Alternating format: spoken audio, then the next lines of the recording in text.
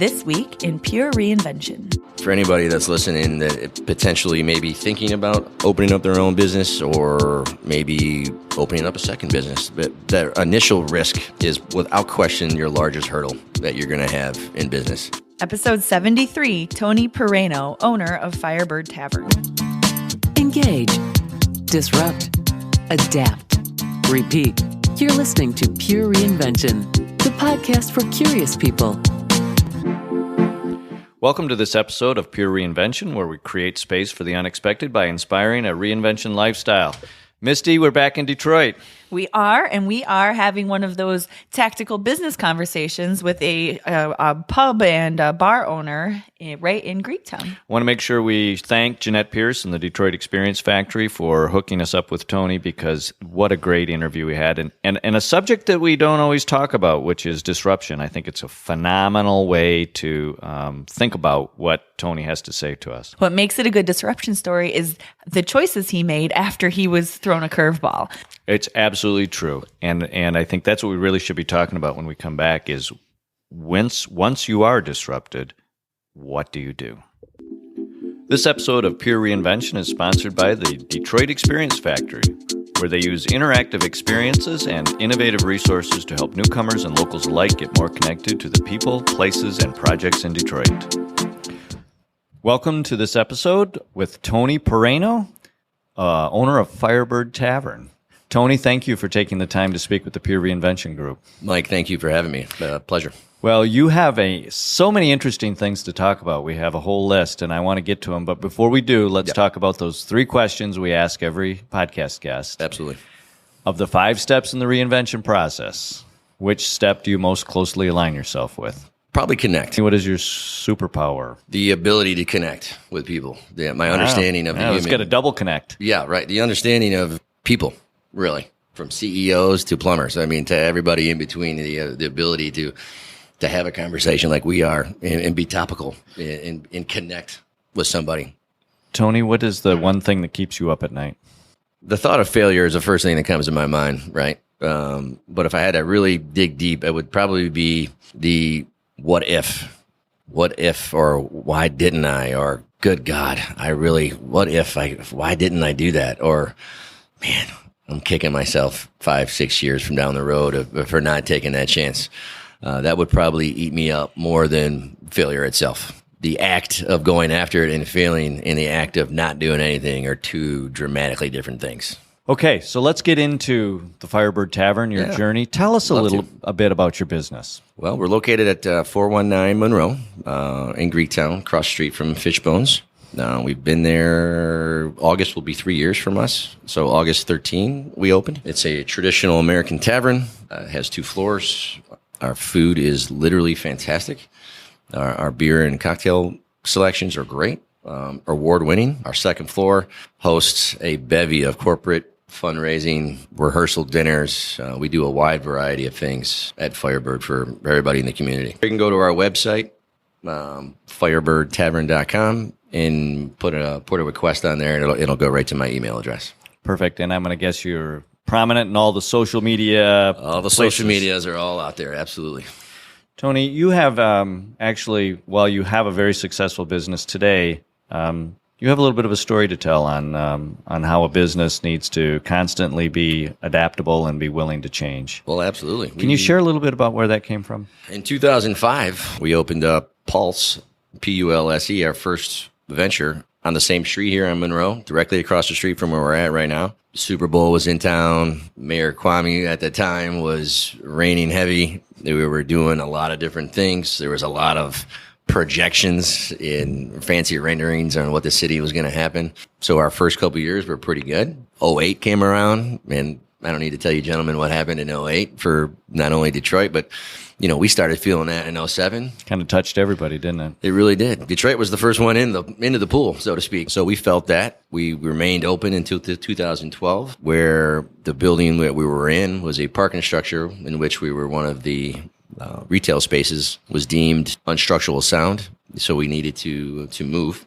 A very lucky break for us in a lot of different aspects. The DEGC, the Detroit Economic Growth Corporation, was our landlord. They wrote us a check to move. We turned that check, and it was a pretty nice check. We could have done a lot of different things with it, but we really wanted to remain downtown, and the space that we're in was available. We jumped all over it and got it. Hard work goes a long way. There's no question, and you make your own breaks, but there's a certain amount of luck that goes into being successful, and that was probably the best thing that ever happened to us. Why downtown? Easy question. Hard answer, but easy question. At the end of the day, I wanted to be down in a diverse area, not only in terms of black and white, but age, baseball, football, auto show.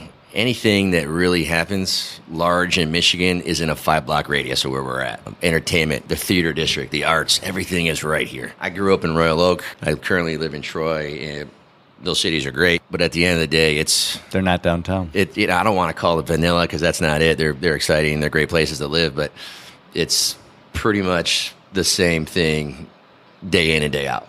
And here, good grief. I mean, it's almost a different chapter every single day. So you have purposefully positioned yourself in a very vibrant and diverse atmosphere to take advantage of all the different things that you can collide with. To use an old cliche, you fish where the fish are at, right? Yes, that's exactly what we wanted to do. We wanted to be in the middle of it. So you took an opportunity where you were having to move locations. Yep. And you learned a lot of lessons in this change process. Oh, man, yeah. Walk us through a couple of those key lessons that you think people would be interested in understanding. Change is a great word, and reinventing yourself is a great word. Pulse was more of a classic, traditional, chic martini cocktail lounge, modern in feel with all the latest and greatest materials. And we completely changed our brand, reopened because the building that we were in was built in 1880, and it has all this great integral woodwork and brickwork. And so that model really didn't fit that building. So we completely renovated the building and ourselves and transformed Pulse into Firebird and completely changed our business model around. You talk about it like it's just something that everybody can do every day. It's the hurdle is change, right? And it's such a big word for a lot of folks, and myself included. You got to talk yourself into change a little bit, and it doesn't come easy for me exactly. But when you look at the big picture of things, you most have to do it, really. Well, what's interesting to hear you talk, and I can the benefit of your facial expressions is you honestly felt that we all, no matter who we are, have to kind of get our head around it. It's just not something that you do easily. You have to work at navigating that journey, no matter how many times you've done it. 100%. I think that equates to life as well as into the business practice, right? You're always looking to evolve or change in some aspects, even if things are going well. I mean, that's pretty much now what I've really learned is when you're doing well and things are successful, that's the time you start working harder. Isn't that amazing that we use the word disruption to kind of say enforce the what's next? But what you're really saying is that the true leadership comes when you're on that top. That's right.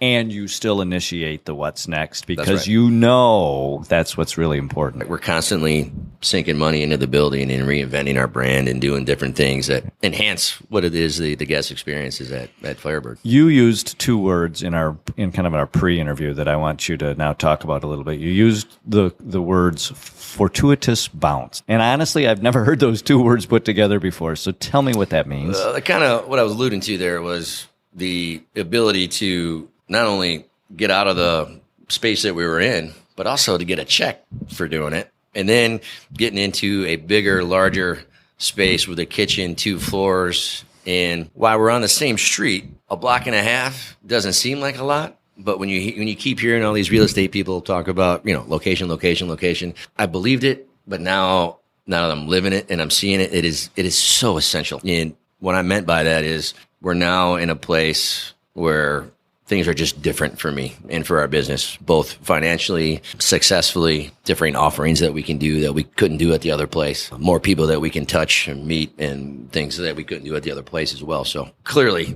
the 7 years of hard work and struggle prior to that, I don't discount it all, but sometimes you need a little bit of a lucky break that kind of works in your favor a little bit. So you didn't have control over the fact that there was going to be some sort of a disruption with your business, and it had to move.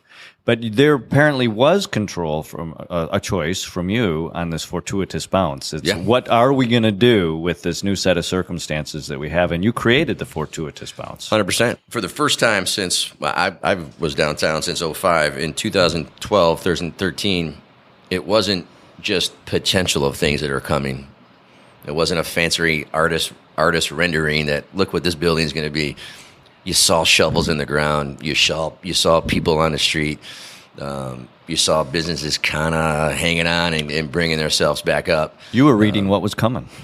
You saw it. And, again, luckily, owning a bar, you get to talk to everybody politically, corporate leaders, plumbers, Tiger fans, Red Wing, everybody in between. So you get to read the tea leaves a little bit, and you can, especially if you have relationships with certain people, you kind of got to see what was on the horizon and what was really coming down the pipeline. So having said that, you still, as a business owner in the reinvention process, had to be willing to take that next risk. Absolutely. So what does that mean as the business owner to be willing to take that risk? I think for anybody that's listening that potentially may be thinking about opening up their own business or maybe opening up a second business, but the initial risk is without question your largest hurdle that you're going to have in business. It's I tell this story often that once we got that check and anything else I had in the savings, I put everything in the middle of the table.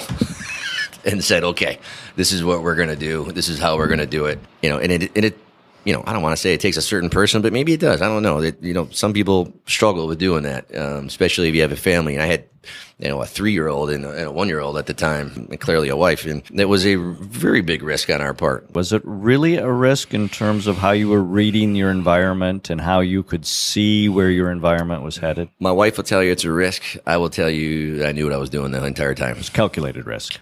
Yeah, absolutely. Yeah, and that therein lies part of the comfort that one gets when they can do a little bit of that calculation. Believe in yourself, right? I think comfort that that nobody cares more about you than you. So it's kind of one of those things where I'm going to make this happen, no question. And when you can see through all the clutter that would stop someone else, you see that clutter as just things to work on in the business that you would see in any environment. I would equate it to driving down the road and you see a pylon and you just drive around it. A simple analogy, right? But I'm just going to work around this. Does it stop traffic or do we just go around it? That's right. You mentioned why downtown Detroit, and I want to come back to how you are forecasting what is happening here now and what people will start to experience as they begin to see what's already in play and yet isn't quite so evident yet. So back in 2012, we had our best monetary year at our first location, Pulse. And a large part of that was the Rock Venture umbrella coming down here. Quicken, Fathead, all their various companies, Quicken and Rock Ventures. Those people, I think, in 2010 came down with an initial 1,500 people. And I literally made up gift bags for 1,500 people and said, here's a free cocktail, come to Pulse. So from that, now the amount of Quicken business that we do at Firebird is just exponential. So my point was going to that is you could see people, our college talent, remaining in Michigan and not skating out and thinking that, oh my God, you know what? This is a big city, because these millennials, they want nothing more than to be in an urban environment, to be where it's fun, chic, and there's something going on. And, that was probably not the entire part of the pie, but it was a large chunk of the reason why we remain downtown. And even now today, clearly they have like 10,000 people down here now from that 1,500. But more so, just from the Quicken folks, it's the other businesses that are relocating, and not only relocating, but choosing to relocate, which is a big word, right? I mean, sometimes you have to relocate, and sometimes I mentally want to go down to this urban core. The amount of people choosing to live downtown is exponentially higher. The amount of foot traffic on a Tuesday night from 2006 till now, just drastically different. It's vibrant. You see people pushing kids in strollers, I didn't see that stuff at all, ever, in 2005, 2006. People walking their dogs, people skateboarding, doing all this weird things. And you're talking about a 10-year period. That's not a long time. It's not a long time at all.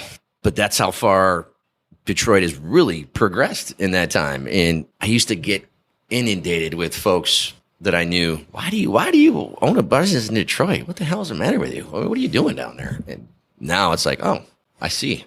You were ahead of the curves there. Tony, if you could give this group of podcast listeners one bit of advice about the journey of reinvention, what would it be? The best piece of advice I ever got, I think, was to do what you like. Whatever that is. You guys love doing podcasts and being involved. If it's making toothpicks, make toothpicks. Because at the end of the day, you're going to have hurdles, you're going to have struggles, there's going to be ups and downs.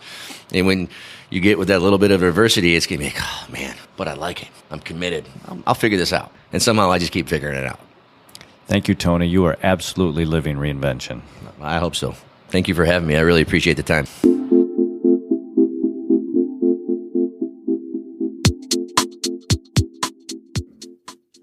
So we left our intro before we heard that conversation with a little bit of a cliffhanger. So I hope as you listened to Tony's conversation, you learned what he did when he was thrown a disruption and that curveball. But let's dig into that a little bit, Mike. I would love to, because not only did Tony make something positive out of this disruption, but Misty, he doubled down. I know. It's amazing. What kind of courage does it take in the face of a disruption where you actually have an opportunity to walk away and completely do something different, which Tony and his family had the opportunity to do, but instead said, not only do we believe in what we are doing, but we also believe in where we are doing it, and we're doubling down. Yeah, we're going to do it and more. And with the young family in the midst there, which I think adds to the pressure and the stress of success. What I think is incredibly important here is the intentional investment and intentional and purposeful expectation of what would happen when you invest that deep.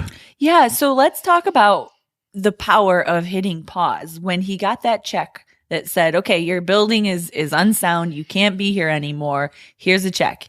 He hit the pause button. Instead of reacting, he addressed what were his options. Yeah, so Misty, let's think about that. Most people, when faced with a disruption, significant disruption, not only do we pause, but we start to walk backwards. We start to move away from that thing which totally upset us. There's a great amount of opportunity to back up to create the right amount of space so that you can be reflective and really think critically about what you want to do going forward.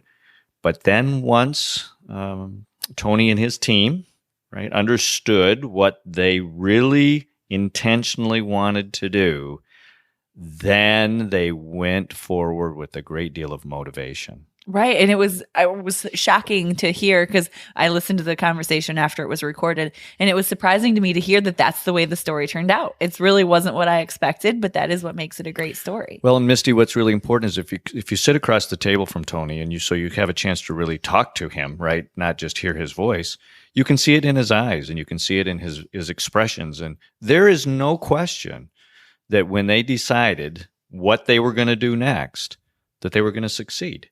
Because failure was not going to be an option, and they were going to figure it out. And I believe that there is some merit in letting the disruption be your motivator to understanding why.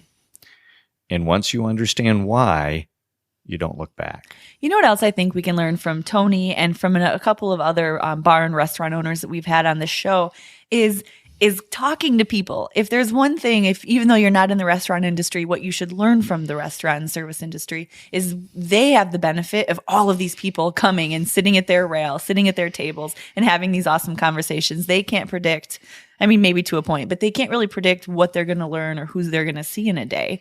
And how lucky for them that in having these awesome conversations, they can't predict, I mean, maybe to a point, but they can't really predict what they're going to learn or who they're going to see in a day. And how lucky for them that that's built in. Well, Tony chose to listen to the real story. That's a good point. So not the story that's written in the newspapers or the story that other people may hear, but Tony was allowing the real story, the real what's happening in Detroit message to him. And so Tony was making decisions based on the facts that were happening, not any sort of negative bias that was in the press or anywhere else. And Tony, because he was in it, could understand it. Lots of good stuff and another awesome opportunity to learn from Detroit leaders doing great things down there. If you're ready for a change, make it a change that lasts. Make it pure reinvention. Thanks for listening to this episode of Pure Reinvention. Keep the conversation going and get alerts